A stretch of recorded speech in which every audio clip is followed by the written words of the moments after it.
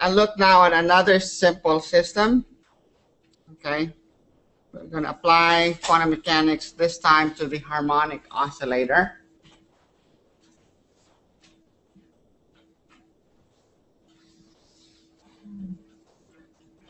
But before we do that, let's start with a classical description of what harmonic oscillator is. Okay, harmonic oscillator is what? Is a particle that obeys Hooke's law. In other words, it's subject to a force that is given by Hooke's law, and that force is this equation right here. F equals negative k times x, where k is called the force constant. So if you were to plot force versus distance, what would it look like? So if this is force versus x, what does that plot look like? So how would you describe the graph? It's going to be a straight line with a negative slope, right? So at x equals 0, there's no force on your particle. When x is positive, your force is negative, so it's down here. And when x is negative, your force is positive, it's down here.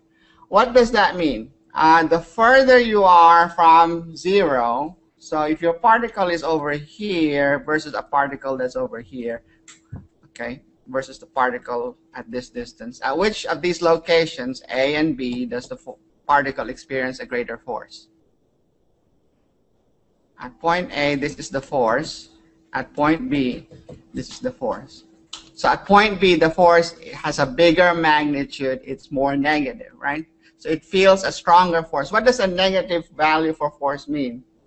It's directed to the left, right? So this B right here, this particle at point B is going to be experiencing a much stronger force than this A over here.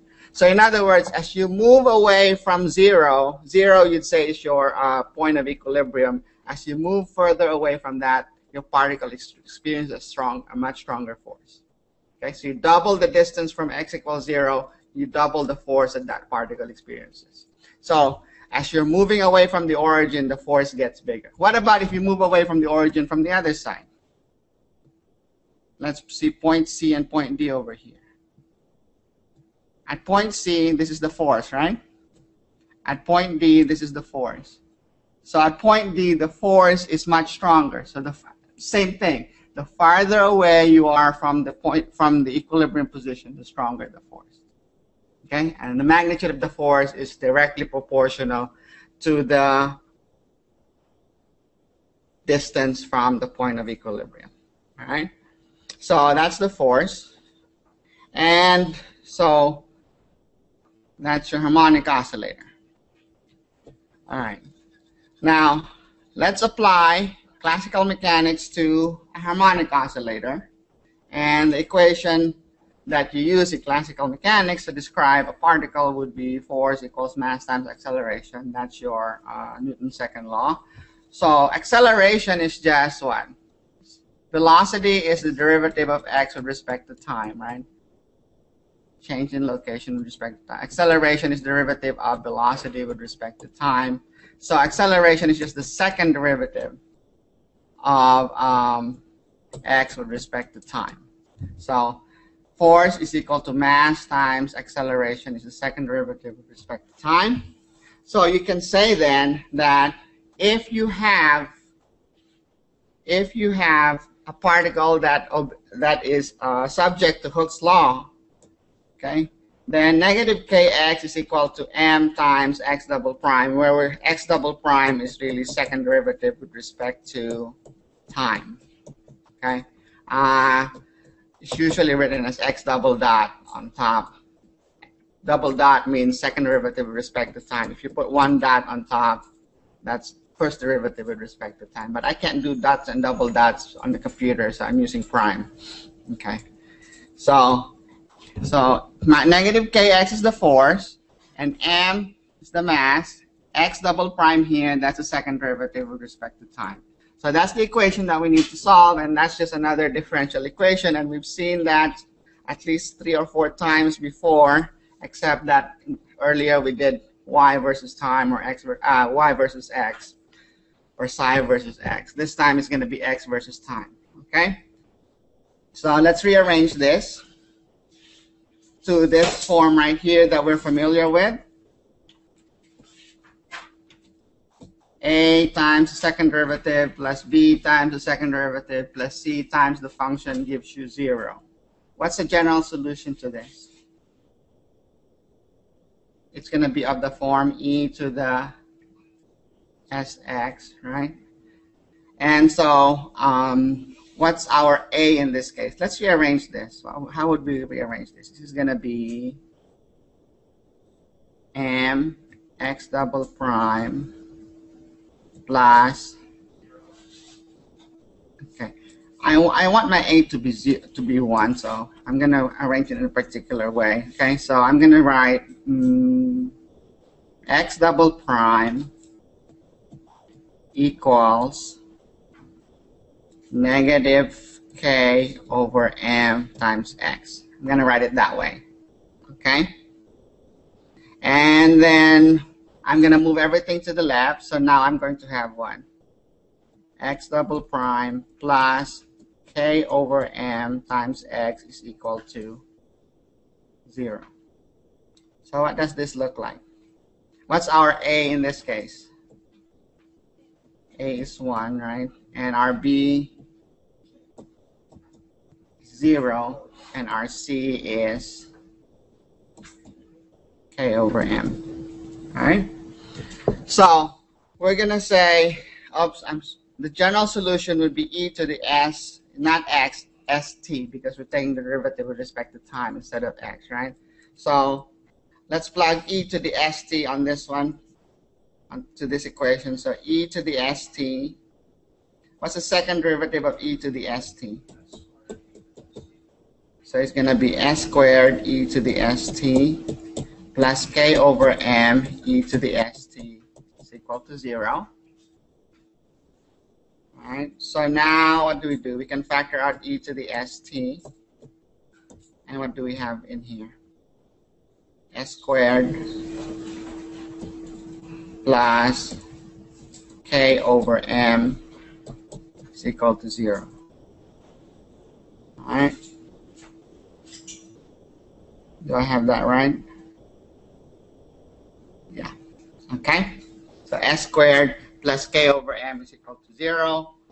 So if you have a product of two terms that are equal to 0, this term right here is not equal to 0.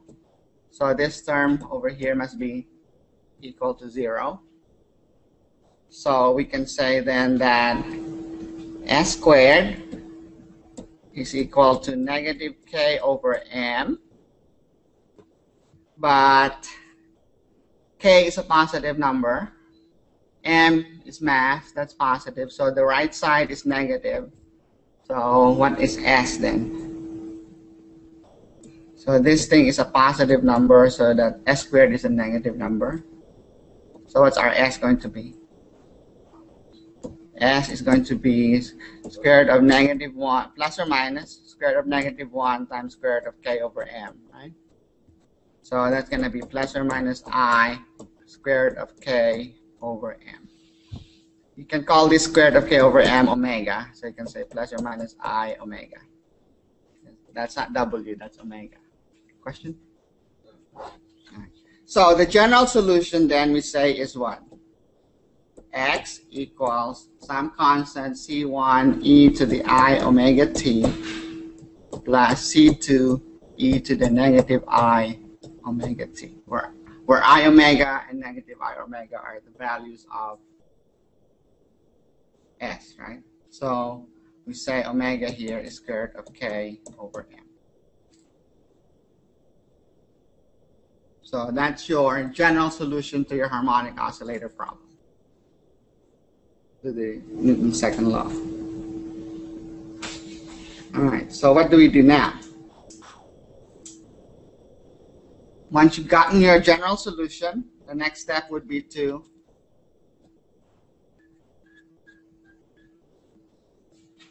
get the specific solutions we're interested in by imposing boundary conditions. All right. And so let's consider the case where your particle happens to be at x equals a at time 0, so the particle is located at x equals a, at time equals 0, and it happens to be not moving at that time. The particle is at rest, x prime, that's the derivative, that's the speed, right? So it's not moving.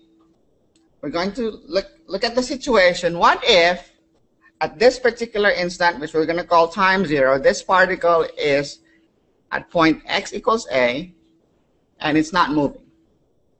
What would happen then? Well, let's see. What was our general solution?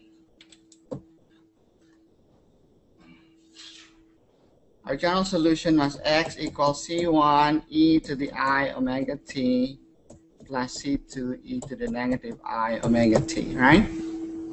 So when t is 0, x we say is equal to what? X is equal to a when t is 0. So a is equal to c1 e to the 0 plus c2 e to the negative 0. That means what? A must be equal to c1 plus c2. Oops. So that's boundary condition 1. What else? What did we say? What's the other boundary condition? It's not moving. The derivative of x with respect to time is 0 at time 0. So what's the derivative of x with respect to time? Let's rewrite this.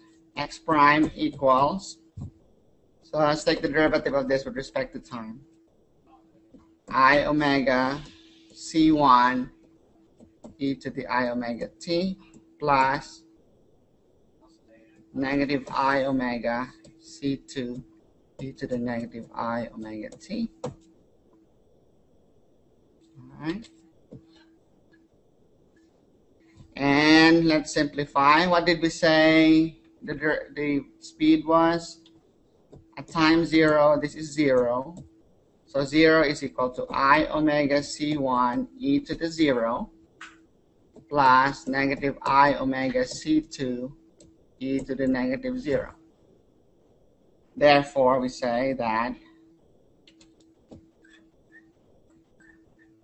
0 is equal to I omega c1 minus I omega c2.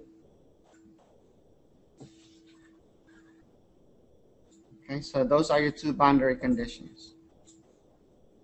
So what do we do now? Let's simplify this.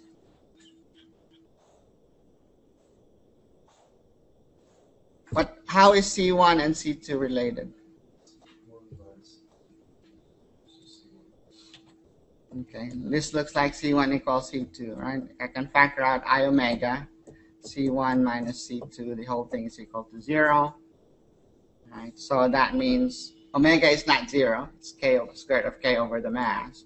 So that means C1 minus C2 is equal to 0, which means C1 is equal to C2.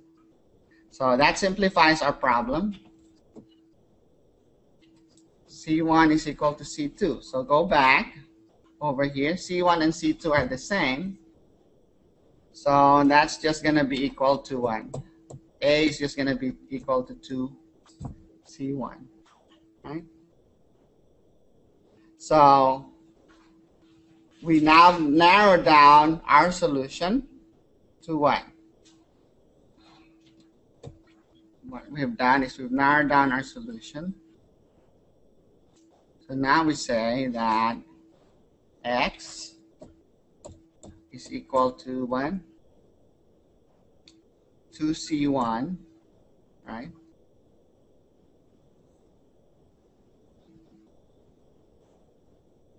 That was 1. E I omega t plus e to the negative I omega t. All right. And now we apply Euler's formula. What is e to the I omega t plus e to the negative I omega t? Oh, wait a minute. Hold up. Sorry, I made a mistake. This should be, okay. Let's call this C1. And a mistake. C1 plus C1, right? It's not 2C1. It's just C1. So I can factor out C1, e to the I omega t plus e to the negative I omega t. So that's your x. What we said was A is 2C1. So I'm going to replace C1 by A over 2. Okay? So that's going to be A over 2 e to the I omega t plus e to the negative I omega t. Okay? Still with me? All right. So what we've done is we've replaced C1 and C2 by A over 2. We've shown that A is equal to 2 times C1, and we've shown that C1 and C2 are the same. So what do we do now?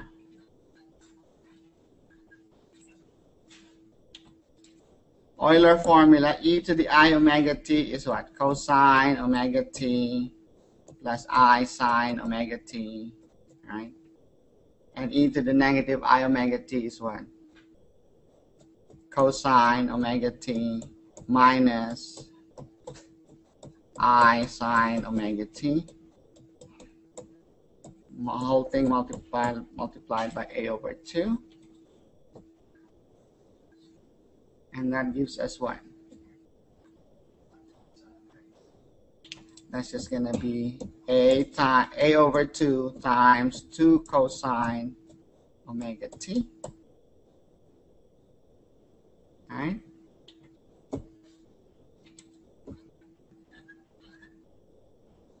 Which means that that's just going to be A times cosine omega t.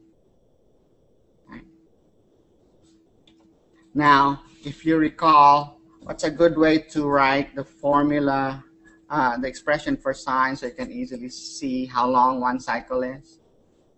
You write your argument as 2 pi times the variable divided by the period or the wavelength. So in this case, you can rewrite this as A times cosine 2 pi t over tau. Okay, we're not going to call it lambda. If we're talking distance, you say x over lambda, but this is time, so we say t over tau, where tau is the period, the time it takes for one cycle for your sine function. So, and what's tau? The time it takes for one cycle to complete. Okay, so the reciprocal of tau, 1 over tau, is the number of cycles that would complete per unit time. So 1 over tau is frequency. So you can also write this as A times cosine 2 pi nu times t. In other words, what we're saying is that omega is 2 pi times the frequency, or 2 pi times divided by tau. Okay? And what was omega? You remember? Square root of k over m. So here's the net result. That's the trajectory of your particle. X as a function of time is equal to A times cosine 2 pi nu t. In other words, by solving Newton's second law, we're able to solve for the trajectory of the particle. We know exactly where the particle is at any given point in time. Okay, and that's contrary to quantum mechanics, but that's the classical prediction. We say classical mechanics is deterministic. Okay, once you specify the forces acting on the particle, and you solve Newton's law, and then you apply the boundary condition, then you know exactly where that particle is going to be at any given point in time. And you'll know what the speed of that particle is going to be at any point in time. What would it be? What would be the velocity of this particle at any point in time? Your velocity is just dx dt, right? So it's just going to be, what? That's the derivative of cosine. Negative sine. So it's going to be negative a times sine, 2 pi nu t times 2 pi nu. And So you also know exactly what the velocity of your particle is at any given point in time. You know where it's at, how fast it's moving. Okay. So that's the classical description of the harmonic oscillator. So let's just summarize this. What's the velocity?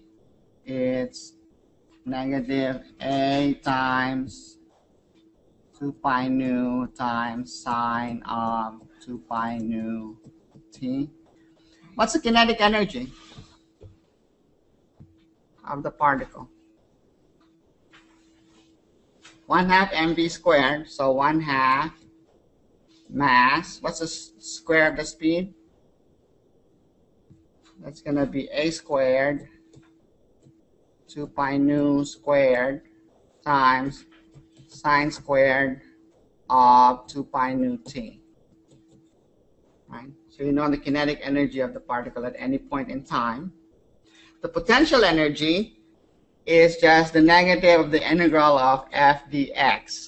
Okay, if you remember, force is just the negative of the derivative of the potential with respect to x. This is what's called a conservative system. In other words, if you have, if your force depends only on location, it doesn't depend on time.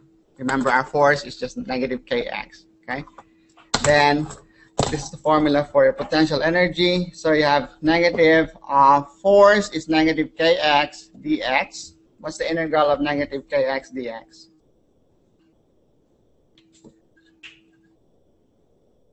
Integral of negative kx dx is equal to, I can factor out negative k. What's the integral of x dx? X squared over 2.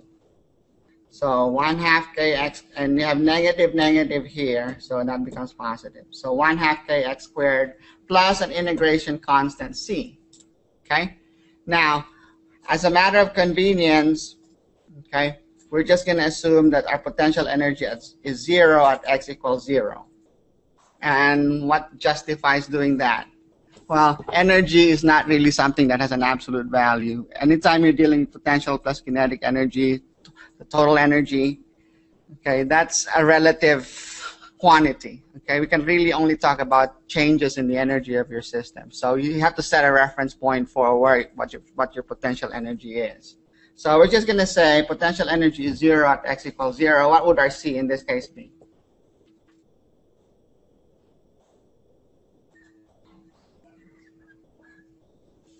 When x is 0, potential energy is 1/2 kx squared plus c. So when x is 0, potential energy is 0, 0 plus c. That means c is equal to 0. So in other words, we're just assuming our potential energy is 1/2 kx squared. Okay? All right. Now, this should be a simple matter for you to show that if you add potential energy, this expression right here, kinetic energy and potential energy, add these two expressions. Oh, I forgot to do that for potential energy. Hold up. So what's the potential energy as a function of time then? 1/2 k, right? What's our x? It's a cosine 2 pi nu t squared, right? So here we have potential energy as a function of time because x is a function of time. Okay, still with me? Potential energy is 1/2 kx squared, and x is a function of time. It's a times cosine 2 pi nu t squared. Well, this expression right here, this expression for potential energy and kinetic energy, you'll notice this one has a sine squared term and that one has a cosine squared term. Okay? When you add those two, and let's just make that your homework, you should be able to show that the total energy is just going to be equal to 1/2 Ka squared. All right? So regardless, at any point in time, regardless of where the particle is, it's going to have a constant energy. All right. So what does that mean? If the particle has a constant energy, what does it mean? When the potential energy is dropping, what's happening to the kinetic energy? It must be increasing by the same amount. If the kinetic energy is dropping, if your object is slowing down, its potential energy must be increasing. Okay, so kinetic and potential energies, that's why it's called a conservative system. And total energy is conserved. If your potential energy drops, your kinetic energy increases by the same amount. Your kinetic energy drops, potential energy increases by the same amount. All right, and you're going to need this identity right here. Sine squared x plus cosine squared x equals 1. You can see the squared terms are there. Okay, so the time dependence for the total energy will disappear once you combine these two expressions, kinetic energy and potential energy.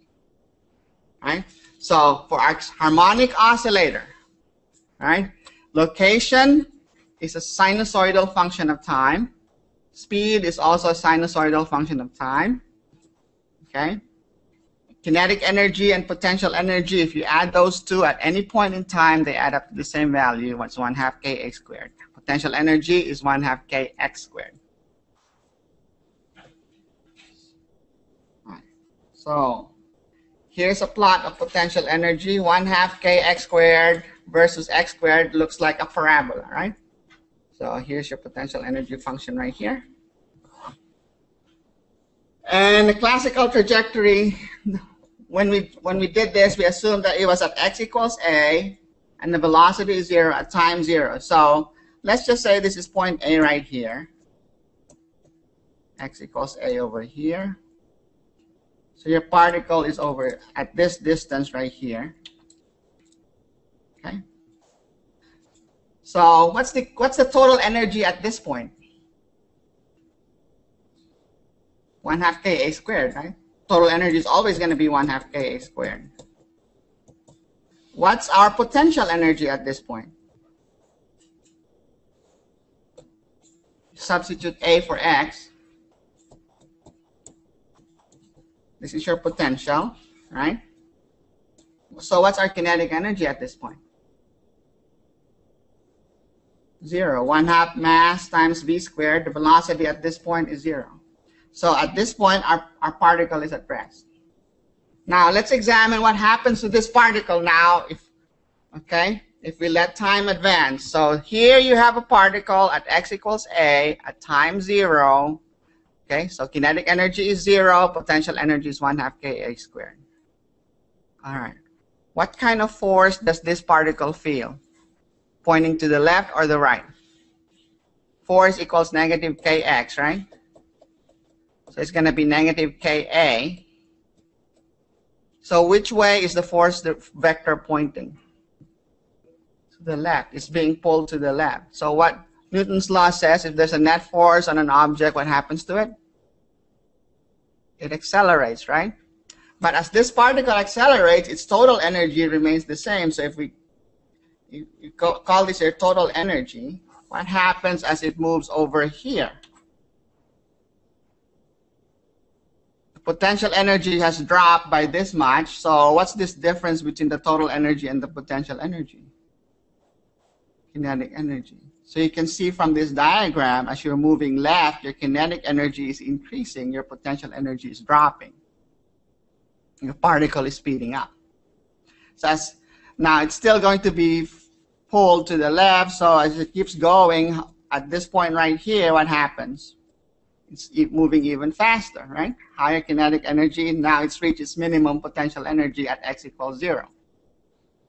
What happens when the particle reaches x equals 0? There's no more force on it, right? No net force on it. Force equals 0. Will it continue moving?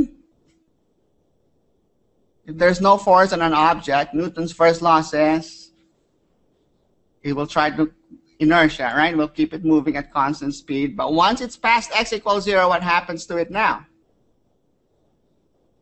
The force is now pointing in the opposite direction. So what happens as it gets past that? It slows down. Kinetic energy drops. But it will continue moving, okay? And it will continue slowing down because it's going to keep experiencing that force in the other direction. Eventually, what happens?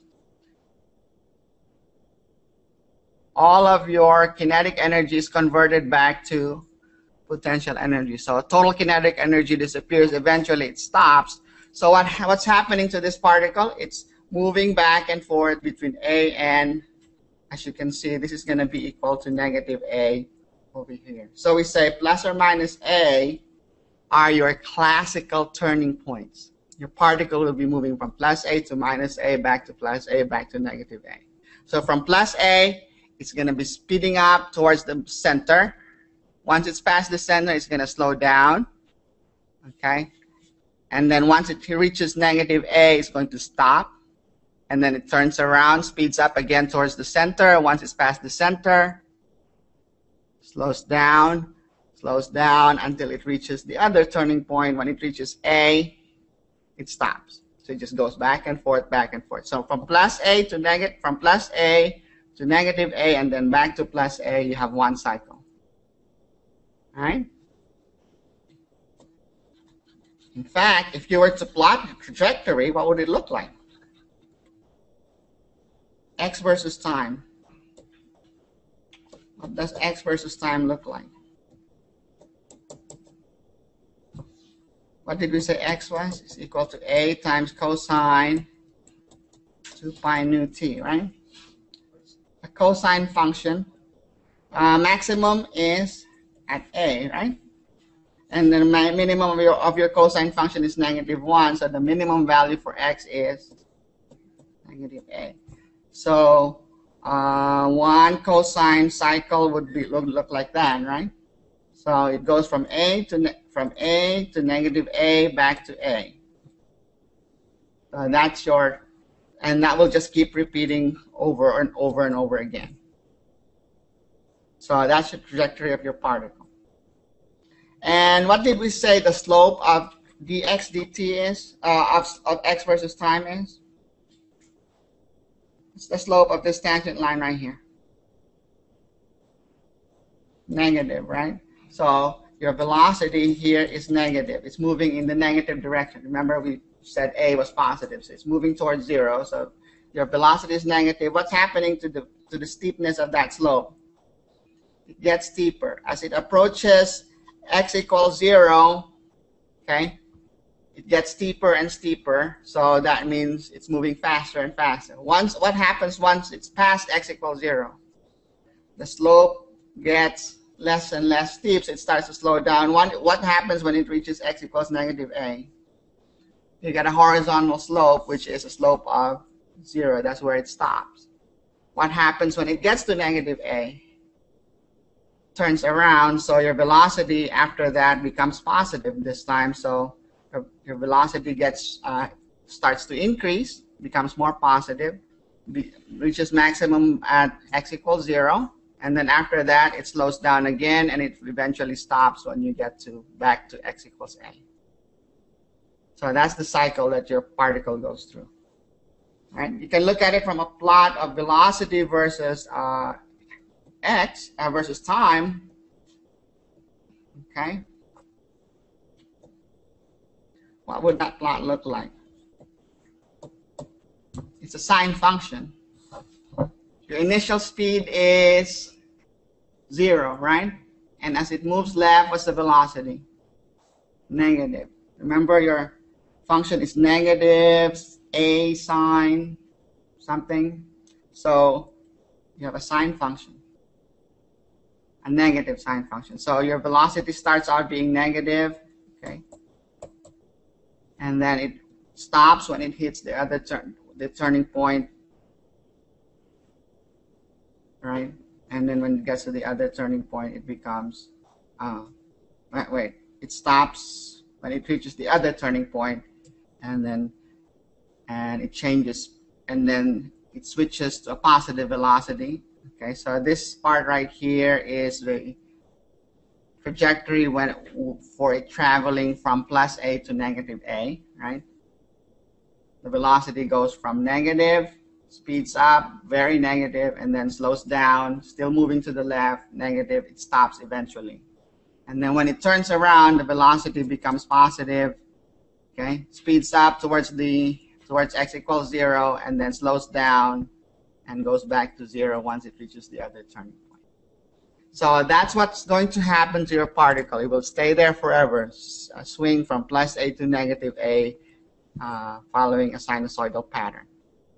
So that's the classical description of your particle that's described as a harmonic oscillator. Why is it called a harmonic oscillator? It oscillates between plus A and negative A, right? All right.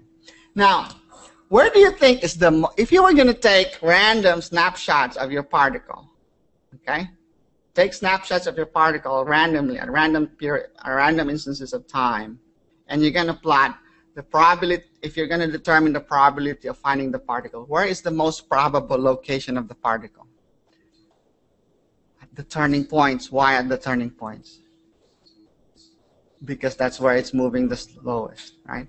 So the most probable location of the particle, according to classical mechanics, is going to be at the turning points, plus A and negative A.